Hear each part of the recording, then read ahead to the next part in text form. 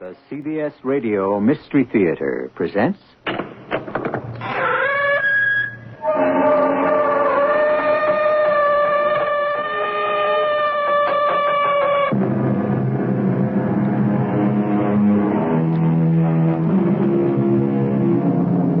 Come in. Welcome. I'm E.G. Marshall. The perfect crime has been the dream of the criminal long before Cain slew Abel. More often than not, however, the dream turns to nightmare. Fate steps in, spins the wheel or throws the dice, and the hunter becomes the hunted. Man, imperfect that he is, falls over his own feet, tripped up by some seemingly inconsequential detail, and the plot is uncovered. Such a tale of mystery we're about to unfold in Murder One. I was thinking I'd like a raise, Mrs. Telford. Something like $1,000 a month. 1,000? You're only getting 500 now. Isn't that a little steep? Well, considering my duties here, cook, housekeeper, and actually knowing what I do about so many things, I'd say I'm really worth $2,000 a month.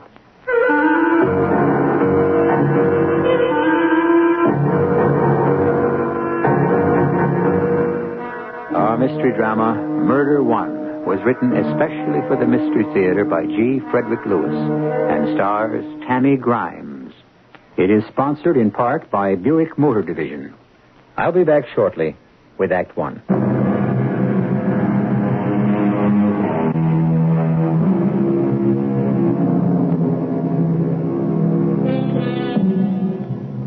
The wisest one once said, "For what shall it profit a man if he gain the whole world and suffer the loss of his soul?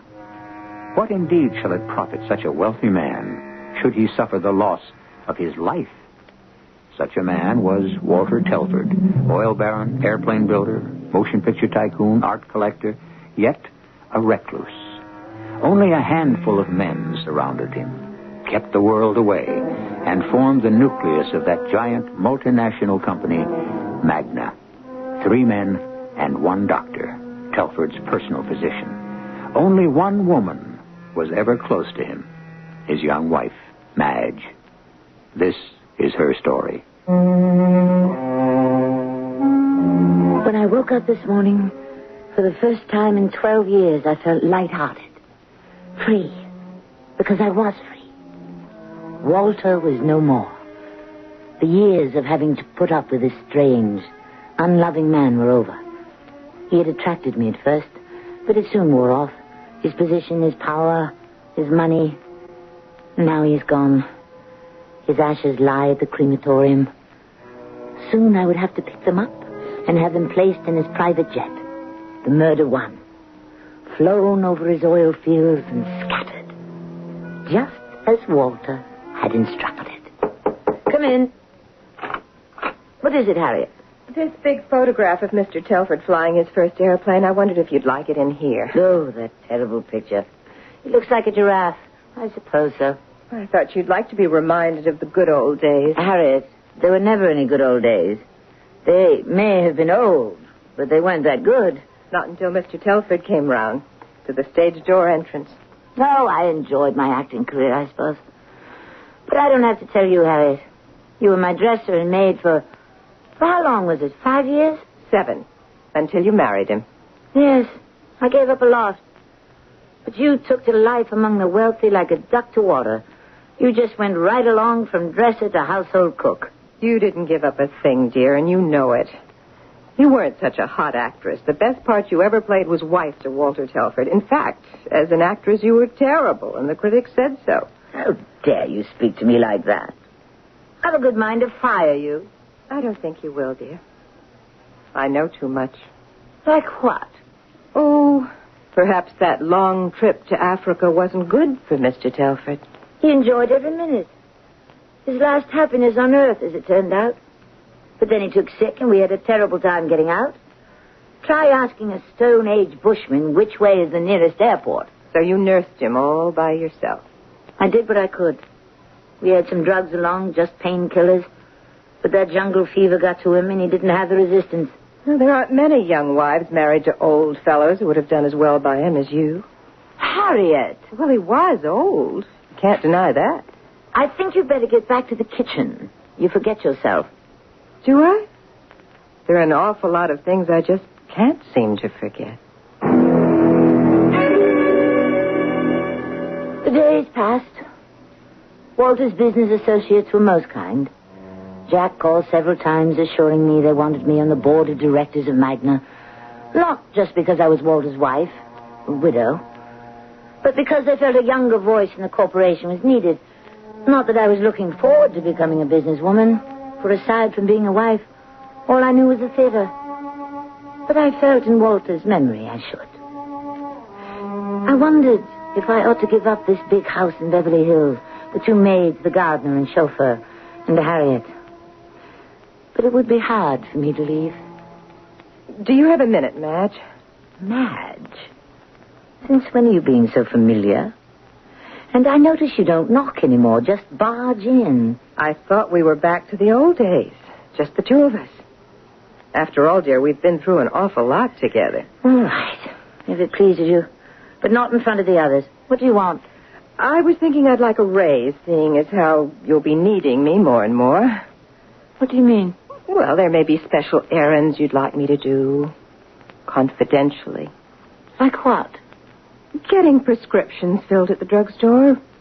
Getting stuff to get rid of the rats. You know. Well, how much do you get now?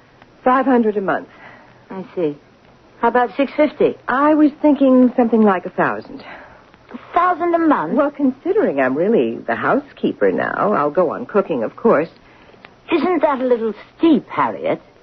Actually, knowing what I do about so many things around here, there'd be some people who'd say I was really worth $2,000. Well, I'll have to think it over. It seems like a great deal of money to me.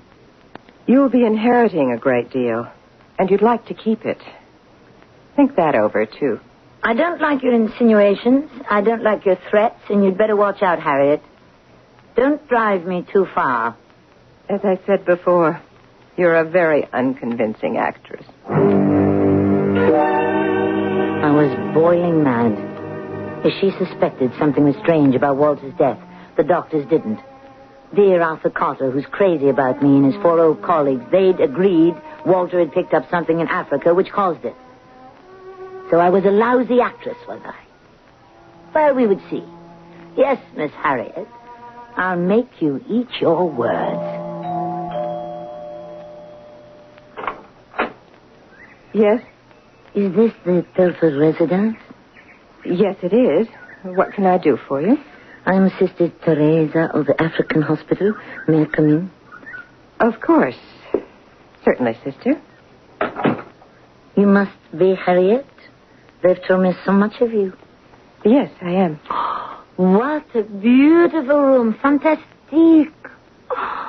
Is that Mrs. Telford, that portrait over the fireplace? Yes, it is. I thought I recognized her. May I sit down? Would you like me to call her and announce you? In a moment. Let me catch my breathing first. It is good luck that I'm here. When I saw Mr. and Mrs. Telford last, I had no idea it should be so soon.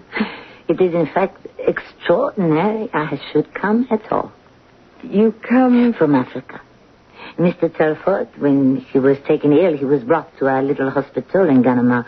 Poor man, he was very sick. But his good wife, she got an airplane and took him to America. I hope he had recovered from his malady. Sister Therese, what made you come here? I'll show you. A letter he wrote. He left with the sisters in our little hospital. I read it to you. Dear Sister Therese, I can never repay you and all the sisters at the hospital for your goodness and kindness. As I told you, whenever you need something to make a hospital bigger and better, with more equipment, please let me know, and I shall be very happy to take care of your needs. Very sincerely, Walter Telford. Please, look. A beautiful letter. Oh, yes. I recognize the handwriting. Of course. So, how did I get here? There was a world meeting of our order in Vancouver, and I went, and from Vancouver to California is not so far. So, please, I would like to see him now, Mr. Telford. Please tell him Sister Teresa from Ganama is here. I wish I could do that, Sister, but I'm afraid Mr. Telford passed away a week ago. Oh, mon Dieu. I'm too late. I'm afraid so. All this distance for nothing. If you could have seen what a brave fight he put up against the fever. So many of the native Africans catch it every year. It's terrible. But it is not always fatal. Not always? 90%, yes, it is fatal. But the younger 10%, they have a chance to come out of it and live. Mr. Telford was not exactly a young man. What is this disease, fever? A parasite. In Africa, this parasite kills people every day. Well, perhaps before I go, I should see Mrs. Telford. I liked her very much. She was devoted to Mr. Telford. Devoted. By all means, Sister. I'm sure Mrs. Telford would be happy to see you. Although, on second thought, perhaps not. These must be sad days for her. And for me to come at this time and ask for money, not the right time. No. Just as you wish. But I shall certainly tell her you were here. Thank you very much. I shall write to her. Did you come by car, Sister, or should I call you a taxi? Oh, my no. I walk from the railroad. That one gets used to very soon in Africa, walking. It is 4 kilometers from the train station at Ganama to our hospital. Au revoir, Miss Harriet. Goodbye. I shall remember you in my prayers. Merci.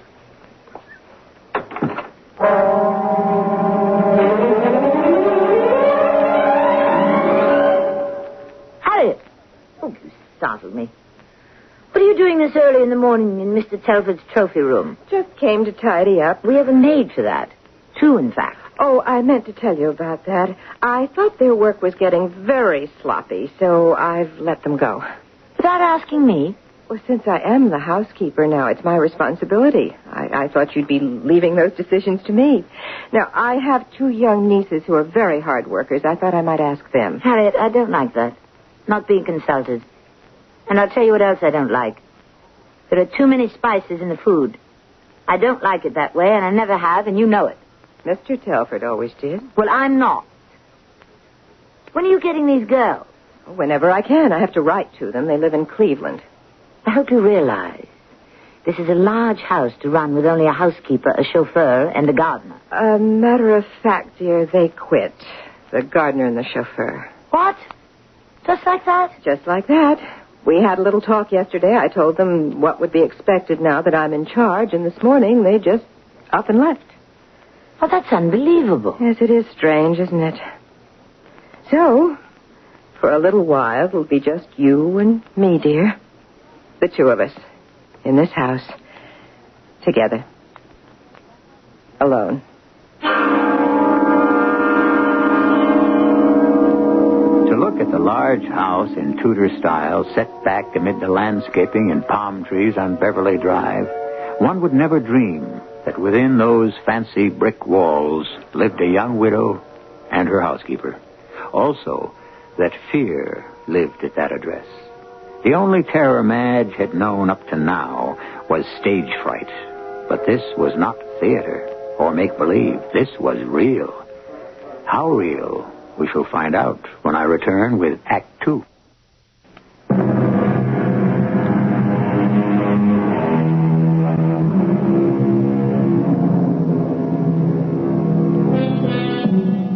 Suspicion is no friend to virtue. Suspicion is an enemy to happiness. So goes the old saying. And so it was in the Telford mansion between the 2 women living there. Had billionaire Walter Telford died fairly, foully, of known or unknown causes? Of those who survived him, which was the cat? Which was the mouse?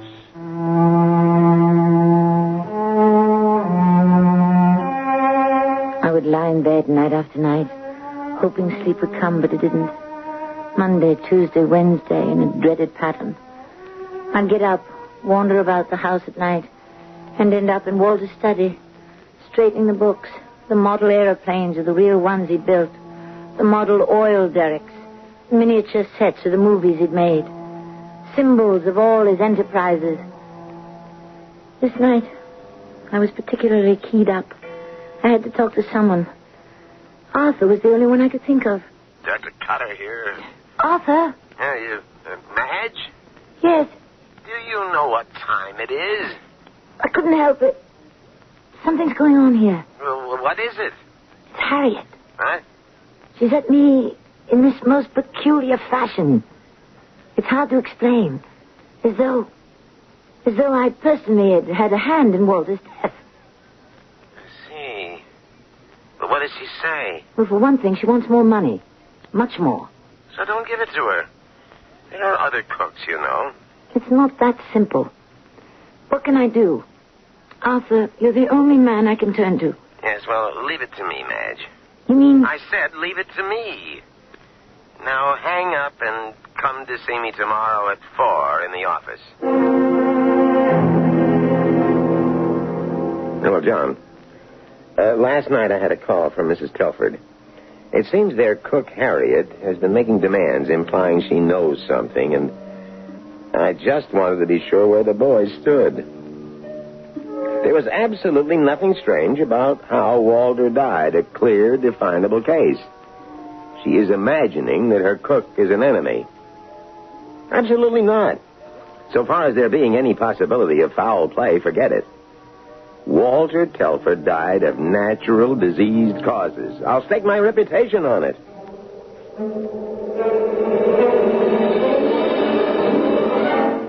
Good morning, dear. Been for a walk? In the garden, Harriet. What would you like for dinner tonight? I'd planned to have a nice casserole, the one with lentils and beef, Mr. Telford's favorite. Well, I'm not very hungry today. I think I'll take the car and go for a drive. I need some fresh air. Besides, I have an appointment in town. Well, now, that's a good idea. Work up an appetite. Oh, a message came for you while you were in the garden. Would you please call the Heavenly Rest Crematorium? This is the number they gave me. Thank you, Harriet. Are you all right? You seem a little down. I'm fine. Well, I have lots to do. Don't forget to call. Have a nice drive.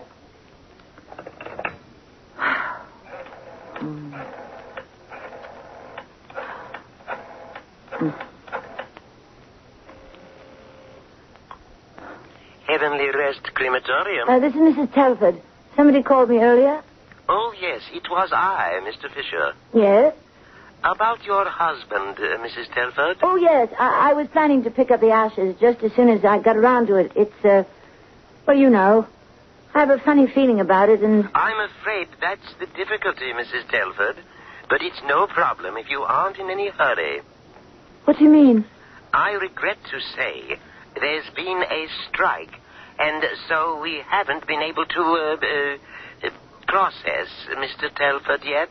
But everything will be in order in a few days. However, I thought I should let you know. Yes.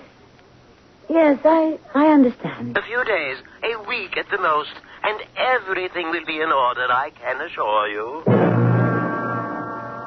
A few days? A week at the most? Walter was still not...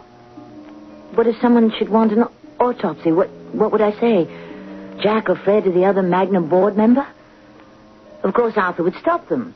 He signed the death certificate, his word. Besides, who could do that without my permission?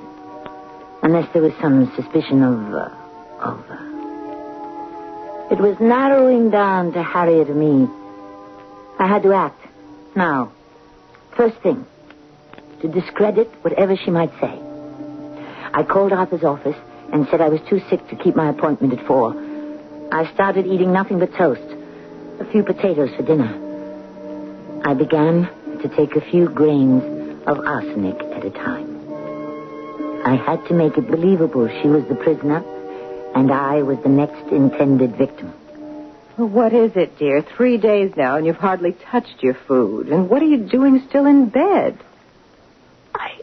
I really feel terrible. What's gotten into you? I don't know. I could be, who knows? Emotional shock of suddenly losing my husband. Oh, you expect me to believe that? I don't care what you believe. You've been taking a great many liberties lately, Harriet, and it aggravates me. Oh, I have I? It's perfectly true that at one time we were close. And if it hadn't been for my regard for you, I wouldn't be paying you the exorbitant wages you're getting. I've decided I want more. Don't interrupt me. When I married Walter, you were so grateful to get out of the theatrical rat race, you fell all over yourself. You were so happy I arranged for you to take over our kitchen. And you did fine. I'm not saying you didn't. But since we came back from Africa, since the tragedy, I don't understand your behavior at all. And what I'm saying, Harriet, is cut it out. I don't like it. I'm not going to stand for any attempted blackmail. Should I applaud now? Not a very good scene, dear. You didn't play it very convincingly.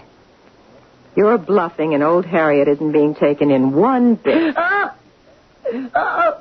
Get me the Dr. Carter for me. Oh!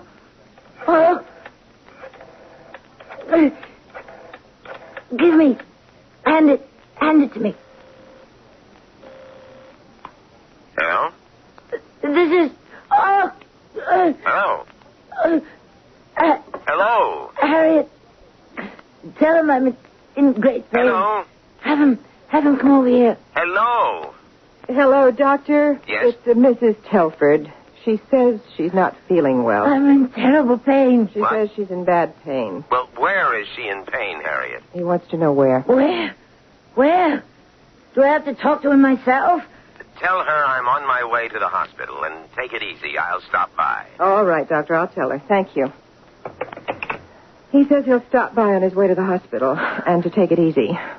Of course, if I were the doctor, that is not what I would say. Oh, no? What would that be? I'd say, Madge, dear, what an act. Yeah, but what is it, Arthur? I can't begin to describe it. I felt like death. There's nothing wrong with you, Madge. Nothing at all. Probably picked up some intestinal bug. Oh, by the way, I am sorry I was so short with you when you called the other night. It's just that Cecile has always been jealous of you. I'm sorry. I couldn't help it. I was frightened. Why do I have this awful wrenching inside me now? I'm sorry. No, it's not your fault. But Cecile has made me promise to shut off the telephone after midnight, so the service will pick up, and that's that. Is that you outside the door, Harriet? She's spying on me every minute. Harriet, will you please come in? You called? If you are listening outside the door, don't. But in case you happen to miss what Dr. Carter was saying, it was that he cannot be reached anymore on the telephone at night. I'm sure I don't know what you're talking about, Mrs. Telford. Do you see, Arthur? That's what I have to put up with. She's always there when I least expect her. I feel her waiting, watching, everywhere. It's nerves, Madge. And you're entitled to them. After what you've been through. Now, look, you stay quiet and remain in bed for a few days and eat lightly. I can't keep anything down. Crackers and tea, then. Or beef consomme. I did talk to Harriet a few days ago, as I said I would.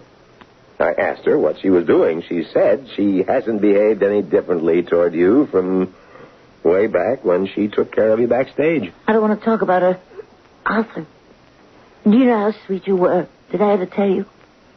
You were so wonderful to me in those last hours. Well, it isn't easy for a wife to watch her husband slipping away. You made it bearable, Arthur. Taking care of all those ghastly details so efficiently. Oh, it wasn't much. A certificate to sign and then have, well, the body removed. I shall never forget, ever, how you helped.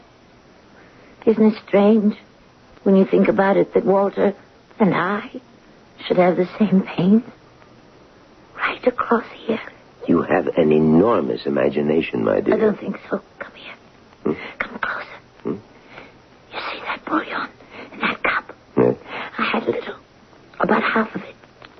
Arthur, it tastes funny. Funny? Take it with you, will you? Would you have it analyzed? Whatever for? Oh, I'm sorry. I didn't realize you were still here, Doctor. Here, Mrs. Telford, let me plump up that pillow. Oh, my goodness. Nice bullion. How careless of me. Well, I'll get a dustpan and clear up that mess right away, and then go make you some more. And how is our patient today? Oh, good morning, Harriet. It's after 12. You slept very well, didn't you? After 12? I can't believe it. A call came for you while you were asleep. I didn't want to disturb you, so they left a message. Who was that? Mr. Fisher from the crematorium. It seems they're still on strike, and he wondered if you wished to make any other disposition of Mr. Telford. Oh, I don't know. I always wondered why you wanted him cremated so quickly. It was his wish. Pity. Doesn't look as though he's going to get his wish. Did I ever tell you I had a very interesting visit last week from a Sister Therese of the African Hospital, I think she said. Sister Teresa here? In Beverly Hills? She was very concerned about Mr. Telford. She took care of him out there. They said he'd contracted a kind of jungle disease. We know that, Harriet. It occurred to me now that Mr. Telford's body is still, how should I say, intact. Perhaps you'd be doing science a great favor to let it be examined. Think how much they could learn from what he had. Since when are you so interested in medical science? Well, I have a brother in San Francisco who's a medical research doctor. He'd be fascinated to find out something about jungle diseases. I was thinking I might drive up and bring him down. I absolutely forbid it. Well, now, aren't you being selfish? Just supposing if Mr. Telford were examined, not by Dr. Cotter and the old fogies he brought in, the cause of his death turned out to be something different. Maybe not a jungle disease. Now do you see why I'm worth even more than I'm getting now? I've got all these good ideas. Harriet, will you please leave the room? I'm in no state to argue with you. My hands are perspiring. My feet are icy. I just want to be let alone. I'm only saying if. If ifs and ands were pots and pans, there'd be no need of tinkers. Oh, that's from St. Joan, isn't it? I remember you saying those lines when you played the part. You weren't at all bad. Didn't you do it with a French accent? I did mention to you, didn't I, a Sister Therese with a French accent came by and tried to tell me Mr. Telford died of this African disease. Something very familiar about her.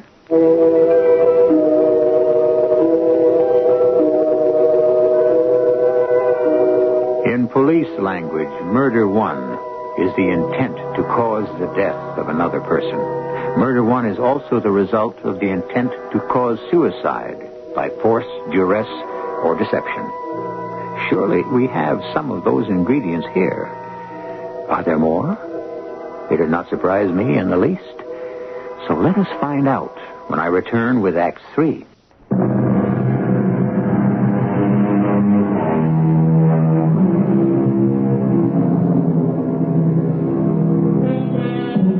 Once upon a time, there was a billionaire whose empire ranged from oil fields to art museums.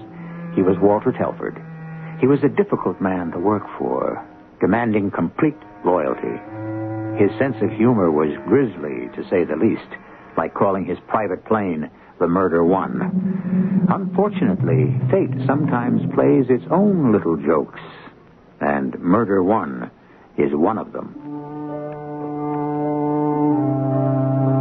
It is surprising how much arsenic the human body can tolerate. Not that I feel tip-top, but I have been gradually taking more and more, so that when I get Arthur to examine me, and he will discover it. And how can Arthur help but conclude that someone is trying to poison me? Who else could it be but Harriet? That is the game of suspicion and death. And tonight I play my final hand. Help! Help! Help me! Where is she? Why doesn't she come? Harriet! Please! Help! What is it? What is the matter? It's after midnight. I'm dying. Get Dr. Carter, get him. Oh, all right, I'll call him. Where is the telephone? There's no use. You heard him yourself. He shuts the phone off at night. Go to his house. Harriet, You know where he lives. Take your car and go right away. Now, in this weather? Harriet, if I die, you won't get anything. Not one penny. It all goes to the Magna Corporation, all of it. Understand? I don't know what you're talking about. All right, I'll go. I only hope you're as sick as you make out. You better hope I'm not. Now. Where did I put it? Why do I keep forgetting things? Something seems to be holding me back. It's such an effort to move, to remember. Where is the arsenic? Here, under my pillow. How stupid of me. Wait. Shh. Has she left the house yet? Down the hall. Why do I feel so giddy? Maybe I've been dosing myself for too much. Seems to me I used much less before, but I had to have enough in my stomach so that... Oh, good. She's left the door open. No. That's not where to hide it. In the bureau. I can't see. Why don't the lights work? The switch, where is it? Here. Hide it under the clothes, way in the back. Can't get it shut. That's all right. Now, get back to bed. Oh. I really don't feel well at all.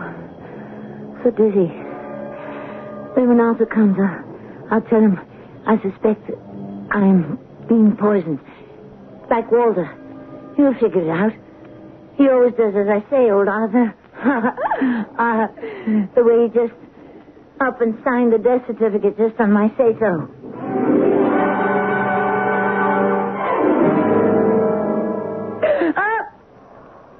What is it?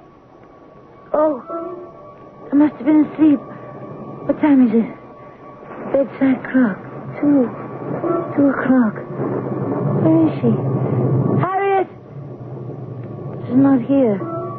How could it take 2 hours? Arthur would have come back with her right away. Maybe she was in an accident. That could be an accident. Oh, I feel so woozy. The phone, where is it? I can hardly see. Yes. Hello. Mrs. Telford? This is Mrs. Telford. Yes. Mrs. Telford, this is Mr. Fisher? Yes, what? Well, I'm sorry to call you so late, but I just got back from San Francisco at a medical research meeting. And I went round locking up, and I couldn't find Mr. Telford's body. You didn't have it removed by any chance, did you? It's nowhere on the premises. Mr. Telford's body has disappeared. No.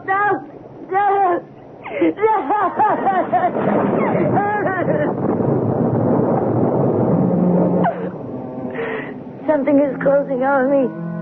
Get a hold of myself. Think clearly. Harriet is not here. Therefore, Harriet is in an accident. What do I have to do now? What do I have to do? Yes. Take my car and drive to Arthur's. Get dressed. It's raining so bad. No. That would be wrong. Put my robe on. Over my pajamas. No slippers. Bare feet.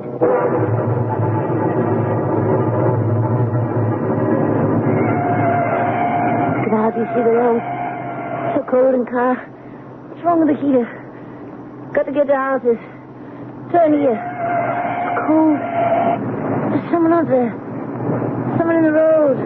Waving. Get out of the way, you idiot!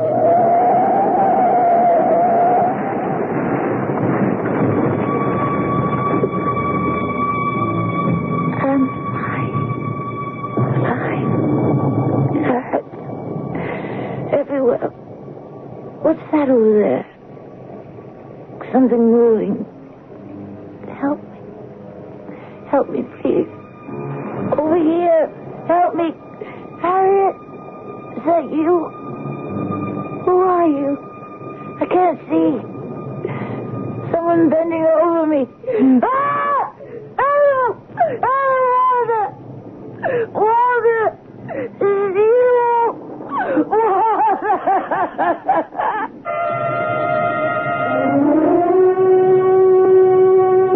What's the matter with you, Arthur? It was a rotten idea. I think we've gone too far. Oh, locked. Do you have a front door key, Harriet? Of course I have.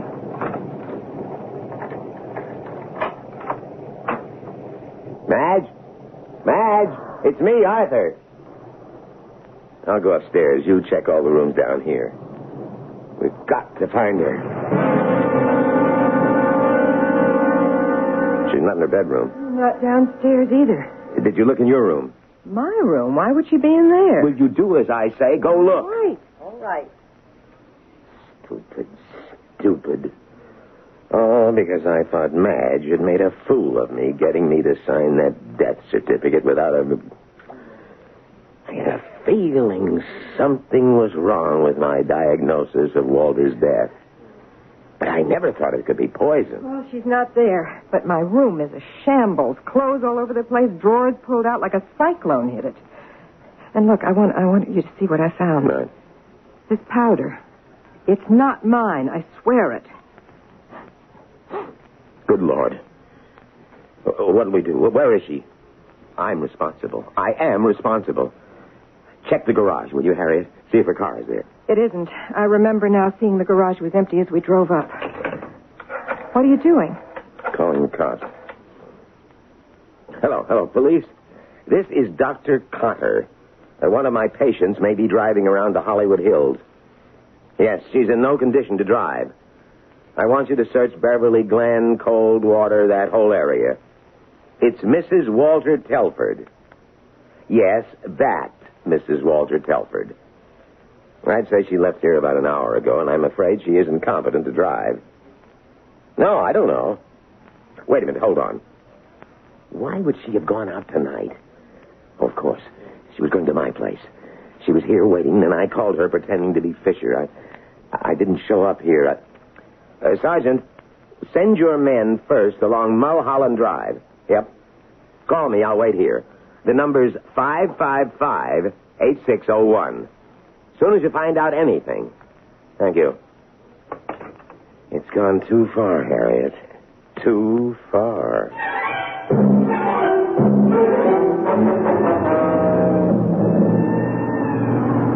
Now, this is Sector 6, Edward, to Central.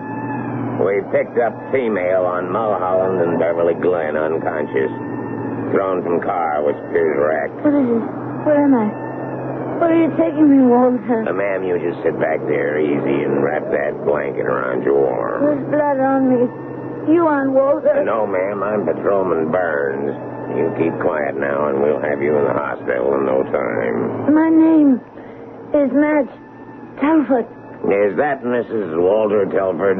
Miss Walter Telford. 6 Edward to Central. Female has regained consciousness and identifies herself as Mrs. Walter Telford. Arsenic. She was poisoning me like she did Walter. In his food. Spicy food. What time is it? A little after 7, Mrs. Telford. 7? Yeah. In the morning? Yes, ma'am, in the morning. I've been out there all night.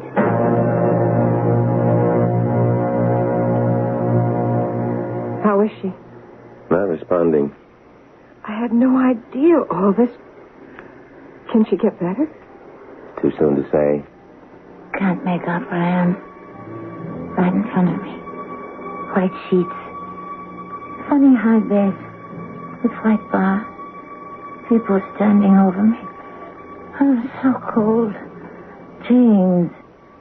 Heavy chains across my chest. Sleeping now. So tired. Go to sleep now. I don't know if she can pull out of this. She's lost a great deal of blood. But you know what she did. She killed... I'm still a doctor. A lifetime of money as a member of Magna doesn't... It can't stop my being a doctor. She brought it all on herself. I was out of my head to have listened to you. I only wanted to frighten her because she'd made such a fool of me. You were more convincing as Mr. Fisher than she was as Sister What's-Her-Name. I can tell you that. Miss Sonny. Miss Harriet. She won't have anything now. And there's Arthur. He won't either. They'll find out. I can see them performing the autopsy, finding all that arsenic in me. No one will believe I could have done it to myself. Do you mean to tell me, Dr. Cotter, you didn't know arsenic poisoning? Murder one, that's the charge. All I'm sorry about is I won't be around to have the last.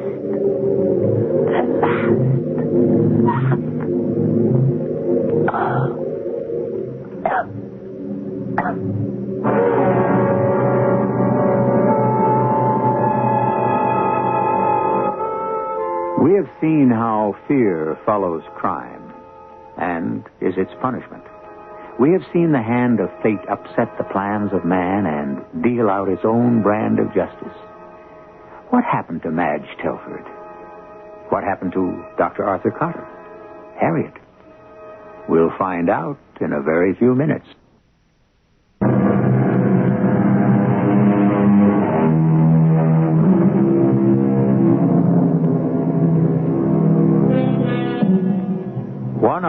After having been admitted to the hospital, Madge Telford died, like her husband, from a combination of death-dealing blows, from arsenic poisoning to a crushed body, even a destroyed mind. Harriet was absolved of complicity, but her dreams of untold wealth came to nothing. Arthur Cotter has been suspended from the roster of doctors, expelled from Magna, and today awaits indictment. Perhaps it is true. Society prepares the crime. The criminal commits it. Our cast included Tammy Grimes, Teri Keane, and Leon Janney. The entire production was under the direction of Hyman Brown. And now, a preview of our next tale. I thought teaching jobs was scarce. Now, Martha Barley, who was Dean of Women when anyway, now she's president of the university, and So, you've had this all planned. Planned? You are going to support me. You supported me all the time we've been married. Oh, good Lord, it's worse than I thought. You're in on it, too. In on what? The plot. Don't ask me what plot. I will. The plot to take over. Oh, Tommy, you are not well. First, strip them of their jobs. Second, rob them of their manhood. I'm going to call a doctor. A woman doctor, no doubt. Tom, you've always liked Ursula Cardell. And third, destroy their sanity. Oh, no, Helen, it won't work. Because I'm going to fight back. We're all going to fight back. This is E.G. Marshall inviting you to return to our Mystery Theater for another adventure in the macabre. Until next time, pleasant dreams.